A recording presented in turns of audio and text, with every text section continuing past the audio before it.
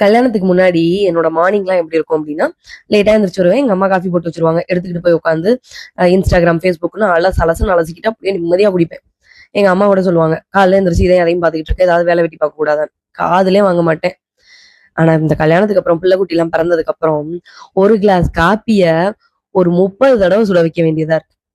சுட வைக்காம ஒரே படியா உட்கார்ந்துலாம் குடிக்க முடியல.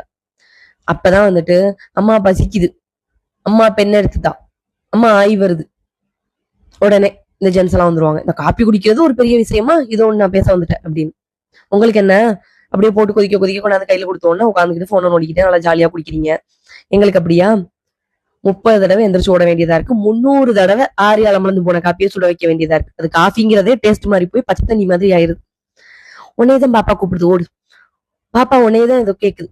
இந்த பாப்பா ஏதோ கேக்குது, ஓய் போய் பாரு. நாங்க தானே ஓடுறோம்.